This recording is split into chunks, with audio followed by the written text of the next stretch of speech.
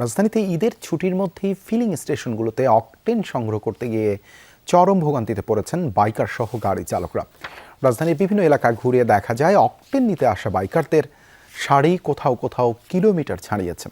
কল্যাণপুর এলাকার অন্তত 5টি পাম্পে পেট্রোল ও ডিজেল থাকলেও পাওয়া যাচ্ছে না অকটেন। ফলে নিরুপায় হয়ে চালকরা এক পাম্প থেকে অন্য পাম্পে ছুটছেন। বিজয় সরণি এলাকার ট্রাস্ট পাম্পে অকটেন পাওয়া গেলেও সেখানে জাহাঙ্গীর গেট পর্যন্ত দীর্ঘ লাইনের কারণে সৃষ্টি হয়েছে তীব্র যানজট। বাইকারদের অভিযোগ, ছুটির অজুহাতে পাম্প বন্ধ রাখায় এই কৃত্রিম সংকট তৈরি হয়েছে।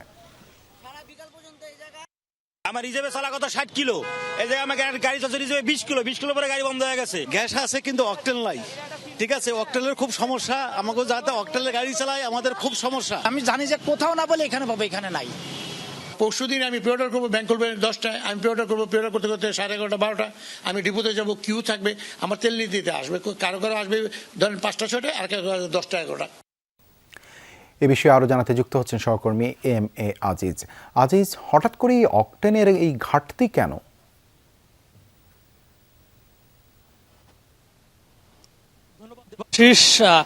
অকটেনের এই ঘাটতির বিষয়ে আমি পেট্রোল পাম্প মালিক অ্যাসোসিয়েশনের যিনি সভাপতি নাজমুল হক, ওনার সঙ্গে কথা বলেছিলাম কিছুক্ষণ আগে।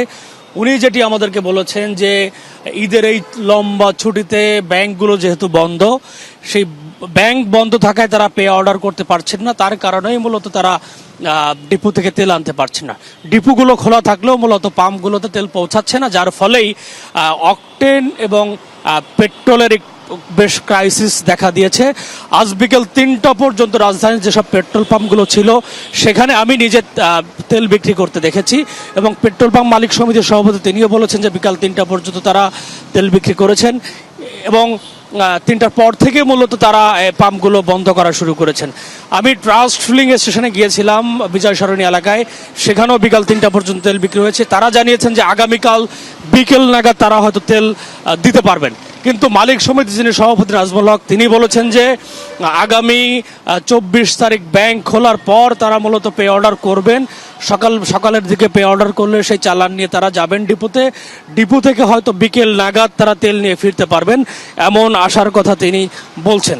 তবে আমি প্রতিটি পাম্প ঘুরে ঘুরে দেখেছি, সেখানে মোটর সাইকেলের চালক যারা আছেন এবং প্রাইভেট কারের চালক যারা আছেন তাদের দীর্ঘ সারি, এবং আমি এখানেও অনেকক্ষণ দাঁড়িয়ে আছি, প্রায় প্রতি মিনিটেই কয়েকজন করে আসছেন তেলের খোঁজে। তবে তেল না পেয়ে প্রত্যেকেই আশাহত হয়ে ফিরে যাচ্ছেন, এবং অনেকে কালোবাজারে তেল বিক্রির অভিযোগও করেছেন। তবে পেট্রোল পাম্প মালিক সমিতির সভাপতি সেটা নাকচ করে দিয়েছেন। ধন্যবাদ আজিজ যুক্ত হবার জন্য।